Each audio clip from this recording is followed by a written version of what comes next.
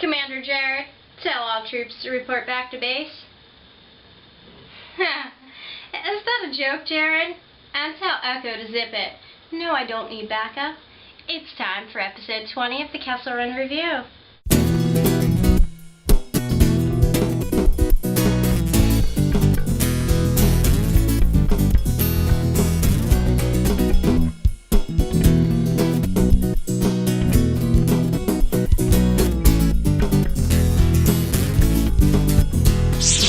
Welcome you all to the Season 2 finale. This episode is jam-packed with the likes of Wrath 9, an excellent Hot Off the Falcon, and a little teaser with the master of the customizing universe, Luke Skywalker. So let's take a look at the haul in this week's Hot Off the Falcon. Now it's time to take a look at the speeder bike with Castas from the new mini-rig line. One of the cooler new mini-rig sets is the Clactwinian Bounty Hunter Castas with speeder bike. The line also includes the Republic Scout Speeder with ARF Trooper, an attack cycle with General Grievous, and a Separatist Droid Speeder with Battle Droid. Castas made his first appearance in Season 2, Episode 21, R2 Come Home. He is a bulky, top-heavy guy who on his own 2 feet might be up for a little shelf diving, but some adjustment to his ball-jointed knees, hips, elbows, and shoulders enables him to take a reasonably sturdy stance. He fits on the speeder bike, which is a really cool-looking bike, but looks a little small with a guy Castas' size on it. The bike includes rotating handlebars, a retractable landing leg, and 2 slide-out blaster cannons. Both Castas and the bike have great paint jobs. The same symbol Castas wears on his sleeves and jacket can be found on the bike along with some airbrush that reads, Dog-Faced Bounty Hunter. Even though Aura had to blast him in the face for calling her an old hag, Castas and his bike will make a great addition to your gang of rogue bounty hunters.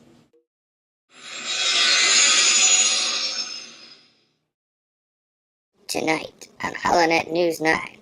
Our investigation into the Nahdar Vebb phenomena continues with a special report. It all started with just one. I bought a Nahdar Vebb hoping to make a sandwich into a banquet. And when did you finally realize you had a problem? Everything came to a head when my wife discovered one of my storage units.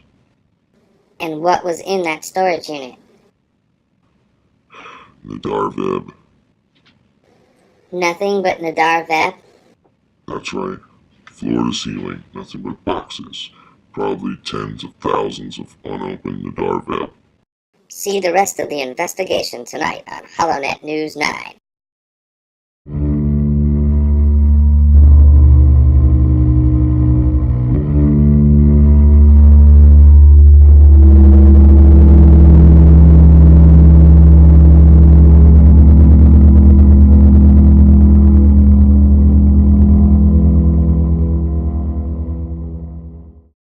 On this edition of Custom Cargo, we have a clone extravaganza with work from Wrath 9, aka Rasputin 37, Luke Skywalker, and 2 younger customizers, Nightfall 2318 and J-Laban 4. So let's start with the work from our Padawans. I made a lot of special modifications myself. First up, we have Commander Heavy by fellow YouTuber Nightfall2318. This custom started out as a 2008 Clone Wars clone trooper in space gear, but is now an ARC trooper. Nightfall2318 then added the comma and pauldron from a Commander Bly and gave them some red details. Commander Heavy's weapons include a standard DC-15, rocket launcher, jetpack, and 2 DC-15 Commando blasters. Very nice, Nightfall. If you'd like to see more of his work and YouTube videos, check out his YouTube channel at www.youtube.com/user/Nightfall2318. Up next, we have a custom clone by J-Laban 4.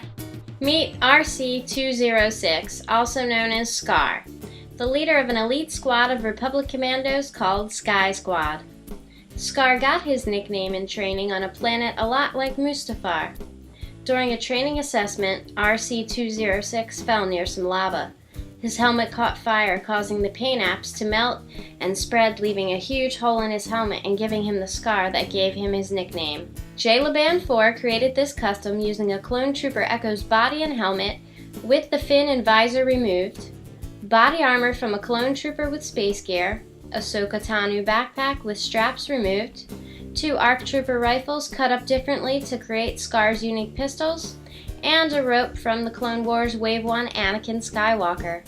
He then painted him using Citadel paints Narlock green, Camo green, Enchanted blue, Red gore, Gunmetal, Codex gray, Chaos black, and Skull white.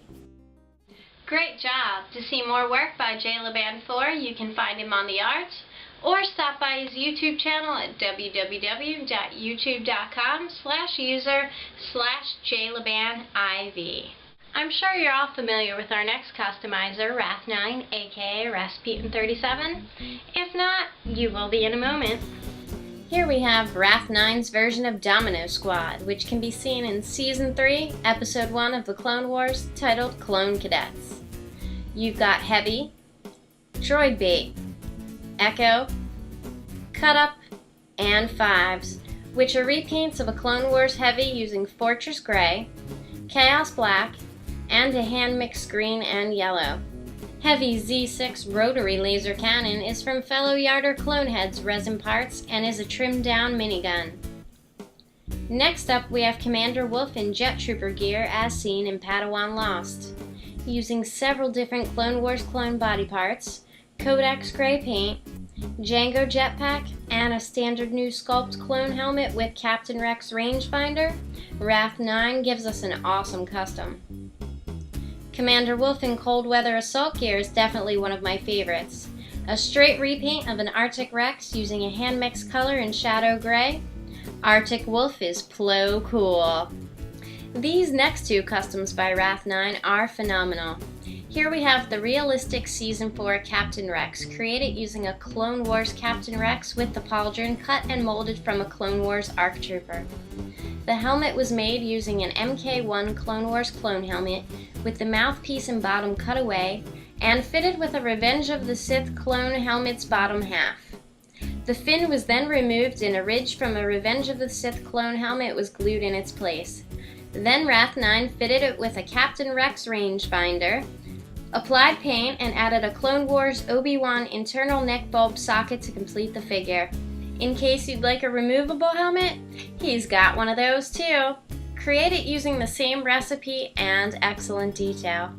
Well, I couldn't have Wrath 9 on the show without featuring one of his astromechs. For all things astromech, he's the man to see, and one look at his R2-E5 and you know why.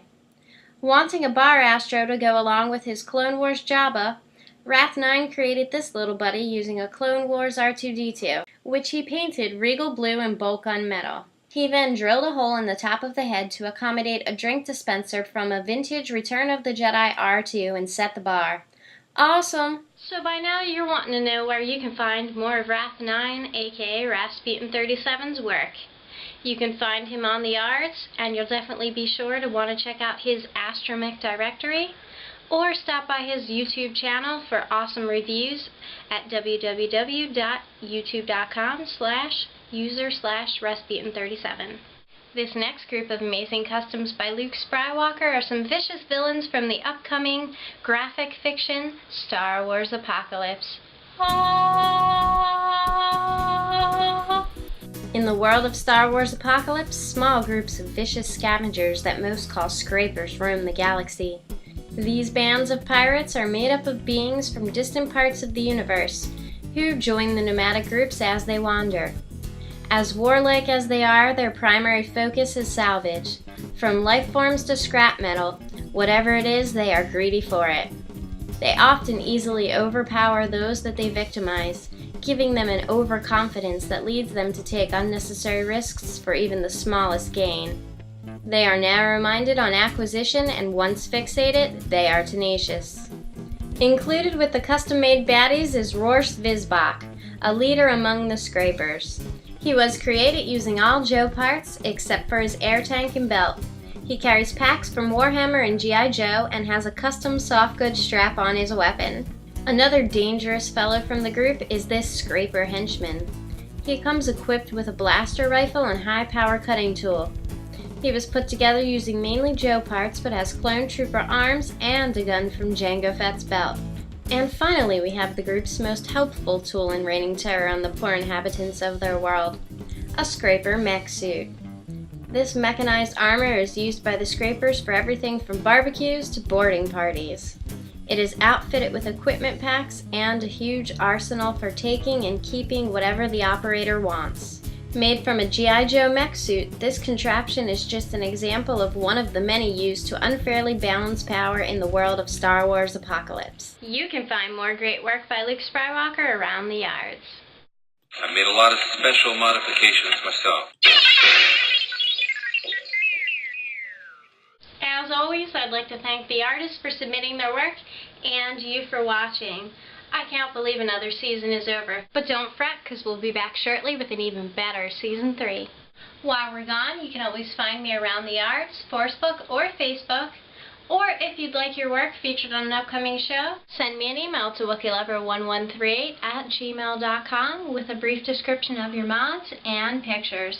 Now I'm off to the cantina to have a bit of fun causing a little trouble with some vile scum. Until next time, may the Force be with you. He can go about his business. Move along.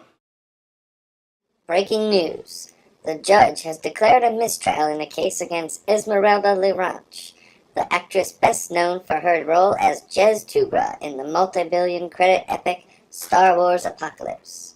Representatives for Miss Lirranch say there was simply no evidence proving that she had any connection to funds used to support the Rebel Alliance, and any such accusations were purely slander.